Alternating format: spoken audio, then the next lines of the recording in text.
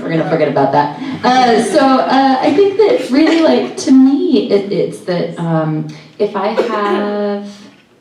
have this weird sense of urgency in my life, and I don't always know if it's super healthy or not, but I've felt it since I was young, this like urgency of if I have time I'm putting into something, if I have a voice, if people are listening to the stuff I'm saying, then I really need it to be helpful. I really want it to be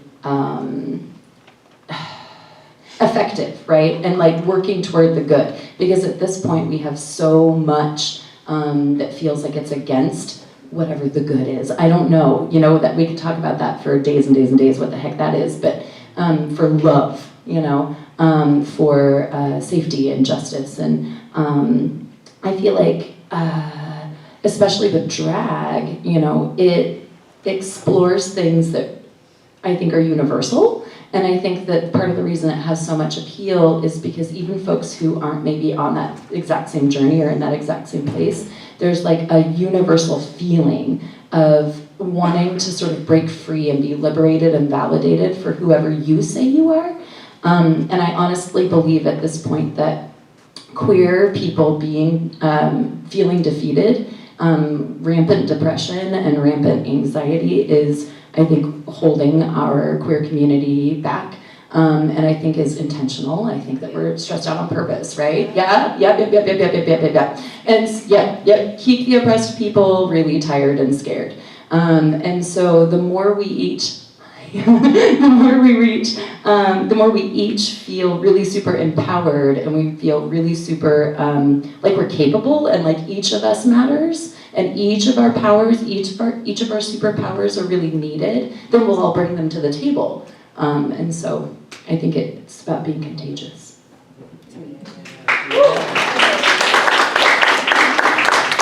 Thanks, Tucker. I want to wrap the view, which I don't know if everyone will agree with, that I feel strongly that artists have no responsibility to make their art like socially conscious or part of any movement at all, and it can be like whatever you want. For me, art is like checking in with the human soul. And it amplifies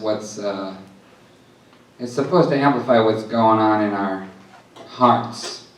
The way, to me, that it goes together with a social justice movement, or, naturally can, is that, art like amplifies perspectives, and so core to any social justice movement is amplifying a perspective that's been ignored, silenced. An ignored perspective being amplified is always part of any social justice movement, I think. And that's one of the good things art does. And also, I mean, Tucker was like, right on with all that stuff. But I like that you said that there is no obligation. Yeah. So that if you do that, it's just like a kiss. Nobody's obligated to kiss you, but if they choose to, wow. You know what I mean? And so like, but not is wow too, Yeah. So, there is no like, just because you're an artist. Yeah, but I think it is political to take care of your heart, and it ends up being political sort of in the way that you are healthy and alive and blooming. Yeah, and that's that right. fucks the system. Yeah, I think that's right. And also it's, if you get, what I slowly learned in being like a person in public is that, for my particular thing is like putting on concerts and getting rooms of people together, and the culture of those rooms over time was changing. The more like we would talk about, and I would talk about what I cared about. It drew different people, and we sort of, and the people in the room with me were like, it just started to feel like we're building a culture together, or like we're sort of feeling out what ways are possible of being, how much we can talk about what we care about. Yeah, and stuff like that, gatherings of people just over time changes individuals and changes cultures. And that's an opportunity that artists have to mess with the world.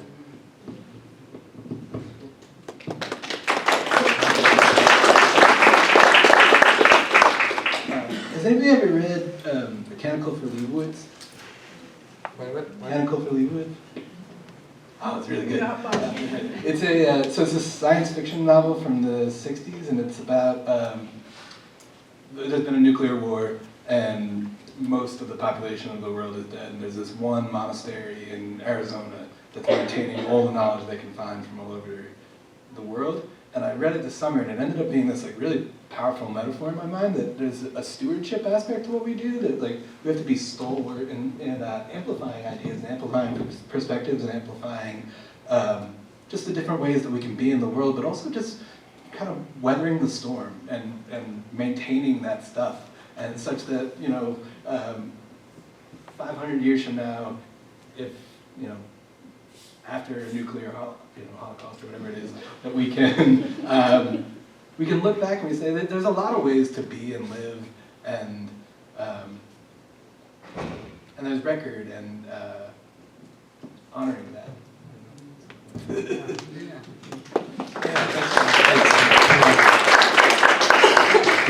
Kind of a common theme is that art is kind of a journey of authenticity, so the social justice part comes in sometimes, but naturally. And we've all heard those songs that are just too heavy-handed and preachy about social justice, so coming with that place of honesty. Ezra, you and I were talking about how I came to know you, which was kind of interesting. I was, last summer I was walking through my favorite bookstore in Chicago, and just as someone who comes and goes from Humboldt and goes back home, and my roots are many places, and my queer identity, it doesn't play out in ways that people always see. And my journey, I sometimes look to my inspirations. So Lou Reed's Transformer is this wonderful album that I started to read a book by this person named Ezra Furman, and I'm like, wait a second, who's this author? And so now I've taken inspiration to multiple artists in my life, and some of us, when we were coming up with our questions, were curious about who your inspirations are.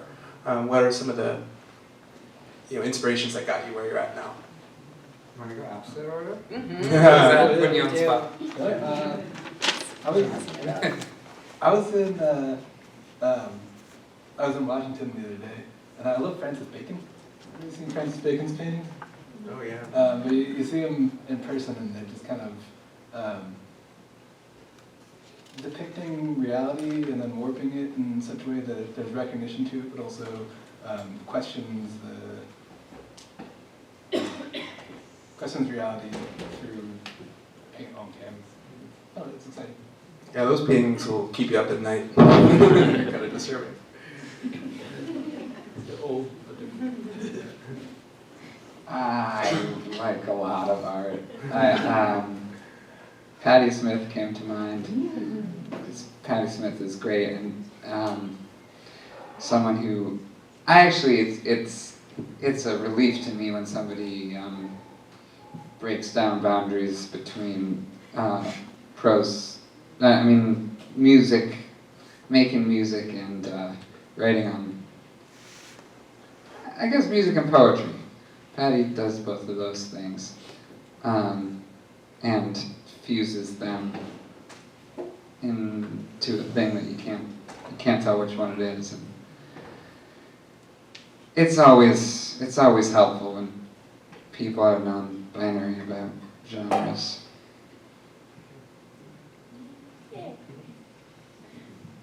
So for me, has anybody seen the documentary The Artist is Present, Marina Abramovich? It's so good! Find it. It used to be on Netflix. What was that? Went to the show. You did not. Did you look into her eyes? No, This artist, you know, this idea, she's, I think, considered the highest paid performance artist and highest paid performance artist in the world. And this idea that her art is made of her experiences, not of outside influences, but, you know, like what she was born into and has experienced in her life. And for me, of course I have influences like all the new wave heartthrob, you know, Joe McIntyre from the New Kids on the Block, King Louis XIV, you know, I've got my people, but also like just my own personal suffering, you know, I think is a valid inspiration. Yeah, like deep, horrific pain, and that I think is the, and I think, you know, I try really hard not to watch, I don't watch drag performances online ever, at all. Unless my friend is like, will you watch my thing? You know, I really try not to watch things because I don't want to accidentally, make somebody else's art. And I really want to have this raw connection to whatever I'm thinking and feeling. And I'm scared that I'll get intimidated by other people's stuff. And I'll think that what if mine isn't as good? Or what if it doesn't? Or wait, to accidentally steal that idea? Like, blah. I just want to hide in a hole and make my stuff and be weird alone. Yeah. So again, that theme of authenticity and kind of being true to oneself, and sometimes even taking inspiration in our own pain. That's a really powerful thing that kind of happens subconsciously, but sometimes it's good to make that explicit. So yeah, thanks. Really push into it. Yeah. It gets totally different art, you know, produces totally different art. We have some other questions, and part of these were generated by students, but maybe now is the time to get a question from the audience. Is there anything that you'd like to ask of the panel?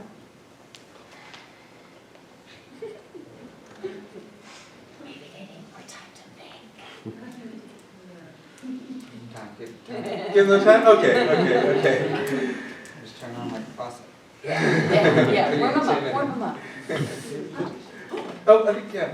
Where do you get some of your inspiration from? You say you want to become raw, but I feel like it always still comes from a certain place or something that you see maybe like in a mall or in a book or... Yeah, that, what you just said, like, it's just at a mall. I feel like, have you ever seen how they divine water, you know, with like a Y-shaped stick and they walk around over and then it just like gets pulled down? I feel like if, you know, I walk through life, like the way the light hits your wizard pen, you know, but like that, like constantly plucking. I spent some time in a mental health facility, like 9 weeks, and in there, one of the things they taught to help alleviate depression is stimulating your 5 senses a lot. And so I got into this habit because it helps increase your mindfulness abilities, it helps open up your sort of intuition, it raises your serotonin and dopamine levels and does all this good stuff for you. It's also just really inspiring, like, oh, the way that purple fabric went, oh, I'm gonna make a whole thing about that, you know? And just feeling juicy about life, I think. And looking for the way the light hits the water bottle. I noticed the way Ezra, when he looked over at me, the light just cut through his blue eyes. Wow. You know, just having that sort of like feeling that life is just so inspiring, like constantly. Yeah, for real. I vibe with that, especially on my favorite stuff, like I said, is like words and writing, and there's just language flying at you all day, and there's like, it's like, I feel like I've developed a craft of just plucking weird shreds of language, or like you mishear a song lyric and you're like, what? A lot of things that I've written are just things that I misheard on the radio.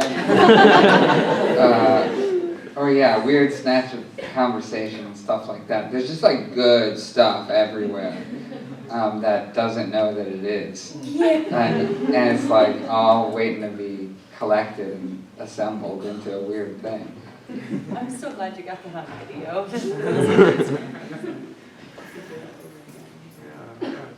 Jim, did you want to? I have like I kind of walk through life like here, So I'm constantly reading and watching TV and listening to music to just get that like that up a little bit. And I think that's, I mean, it's just like bombardment. I'm just kind of addicted to just engaging with media all day, every day for those little. Is that is that level like emotional like interest or like cognitive or something? Emotional, like, just like kind of. It's I guess how I've pictured depression is just like slightly below comfortable all the time. Oh. But Yeah, not comfortable. right. Not in a terrible way, but just like Yeah. yeah. Yeah, And like then- little white noise. Yeah, just like, and then something that makes it, I was, to your point too, I used to live in a house in Georgia with a friend, and they had this dog named, oh, I can't remember. Anyway, I used to sing to her every day, "You're a nice dog, and I scratch you, 'cause you need a little scratch sometimes." This whole song. But it's just that stupid thing that you do that like makes you really happy and that makes you eventually turn into something. Yeah. Yes. Everybody makes stuff. Everybody makes stuff up. Yeah, and animals